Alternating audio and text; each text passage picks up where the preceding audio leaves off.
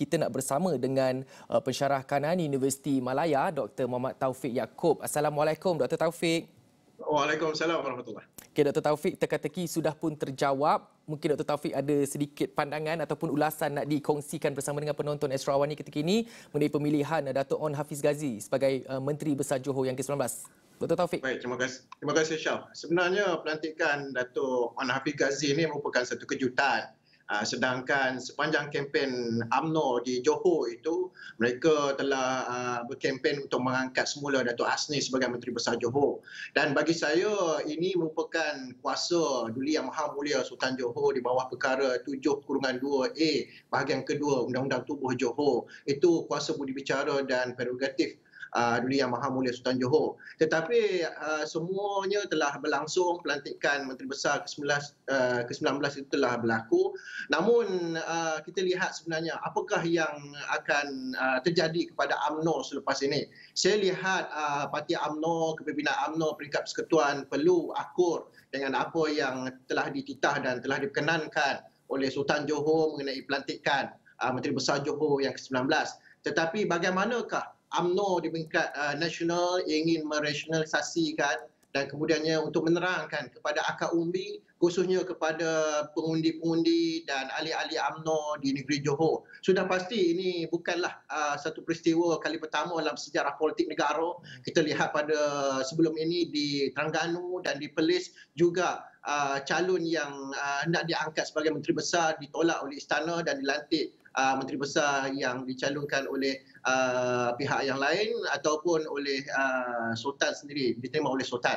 Maka saya lihat sebenarnya apatah lagi menjelang PAU UMNO 16 hingga 19 Mac ini merupakan satu keadaan yang sukar kepada kepimpinan UMNO Persekutuan bagaimanakah untuk berhadapan dengan perwakilan khususnya daripada negeri Johor untuk menjelaskan perkara yang berlaku, dan pada waktu yang sama saya lihat perlu ada satu perbincangan antara UMNO Johor, UMNO Nasional dengan Menteri Besar yang baru di Johor, dan bagaimanakah pelantikan Esko Johor selepas ini, sedangkan kita lihat semalam dikatakan di bawah 38 ya SD yang menyokong Dato' Hasni sebagai Menteri Besar Johor. Jadi saya nampak laluan sukar itu dalam pembentukan kerajaan negeri Johor selepas ini.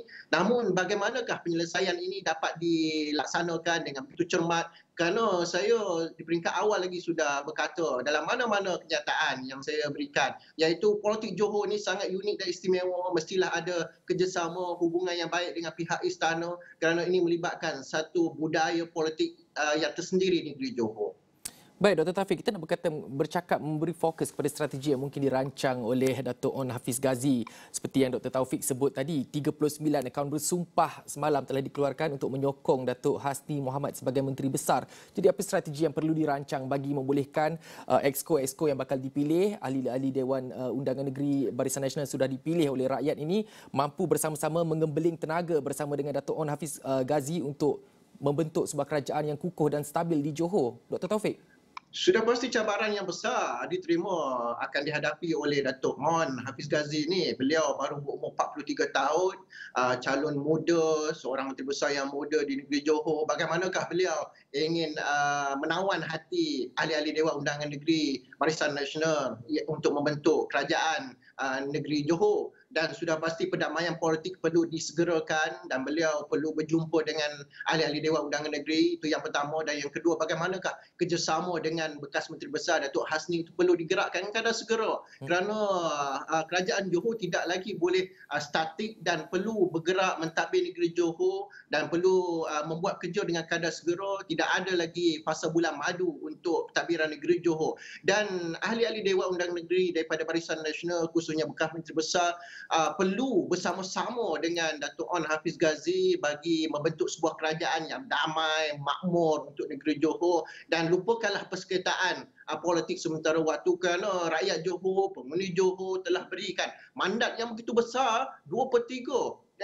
Dan ini merupakan satu jawapan yang jelas kepada pentadbiran dan BN negeri Johor supaya sudahlah dalam apa saja perlingkahan, perseteruan politik, kerana mereka perlu bergerak dengan kadar segera, perlu memastikan bahawa jentera kerajaan negeri Johor ini bergerak dan melupakan sementara waktu pertelikahan politik. Dan saya lihat sebenarnya apa yang diperkenan oleh Duli Yang Maha Mulia Sultan Johor itu sudah pasti ya, pertimbangan, timbang tara, kebijaksanaan Duli Yang Maha Mulia Sultan itu telah diletakkan pada tahap yang tertinggi, perbincangan dengan wakil-wakil ataupun daripada Presiden UMNO dan wakil-wakil UMNO itu sudah dilakukan. Namun bagi saya yang penting, bagaimana untuk kita meredakan ketegangan politik dan membentuk kerajaan ESCO yang mampu untuk bersama-sama dengan Menteri Besar baru, kerana kita lihat negeri Johor ni ramai bekas menteri besar yang masih ada lagi di negeri Johor. Misalnya kita lihat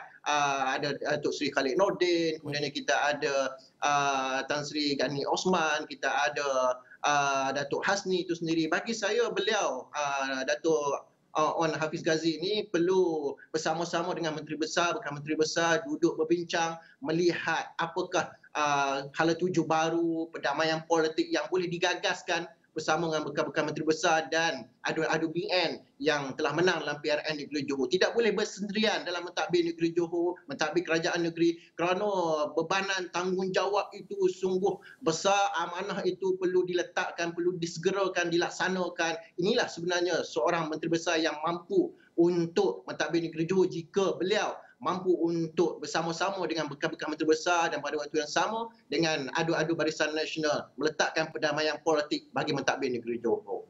Baik, Dr. Taufik, itu dari segi kepimpinan dan juga strategi dalam membawa Johor ke menjadi sebuah negeri yang lebih maju dan kukuh di masa akan datang. Tapi kita nak bercakap mengenai persepsi masyarakat di Johor sendiri, kerana kita tahu rata-rata mereka memilih Barisan Nasional dan juga Barisan Nasional sebelum ini mewar-warkan bahawa Datuk Hasni Mohamad merupakan calon menteri besar sekiranya BN menang besar, dan ini merupakan kuasa prerogatif dari Sultan Johor sendiri untuk memilih ataupun memperkenankan calon menteri besar Johor yang baru. Namun, bagaimana nak memastikan rakyat di negeri Johor ini faham, mengurangkan persepsi negatif mereka, kerana mungkin mereka ketika ini beranggapan bahawa kita memilih Barisan Nasional dengan tawaran yang diberikan dengan meletakkan calon sekian-sekian untuk menjadi menteri besar, tapi kini berubah. Jadi bagaimana nak meyakinkan rakyat bahawa apa saja pilihan yang dilakukan atau apa saja siapa saja individu yang memegang jawatan menteri besar itu, mereka akan mampu membawa Johor ke arah kestabilan yang lebih baik di masa akan datang. Dr. Taufik.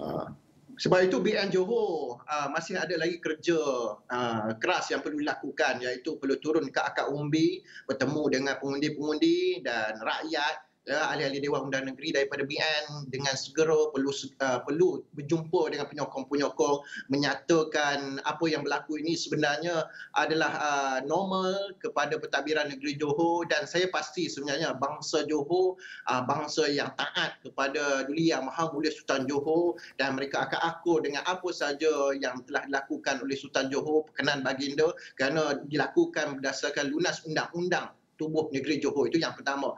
Yang kedua, bagaimana untuk berhadapan dengan perwakilan UMNO lampau yang akan datang 16 hingga 19 Mac ini. Ini perlu disegerakan dan perlu dilakukan kerja keras. Datuk Menteri Besar Negeri Johor perlu dengan kadar segera bertemu dengan perwakilan-perwakilan UMNO Johor, dengan pemimpin UMNO Johor, dan saya yakin sebenarnya masalah ini akan selesai. Seperti apa yang berlaku di Terengganu dan apa berlaku di Perlis, akhirnya penerimaan oleh adu-adu BN rakyat itu menyebabkan kerajaan di kedua-dua negeri itu bergerak dengan sempurna, meskipun di peringkat awalnya sama seperti apa yang berlaku di negeri Johor hari ini.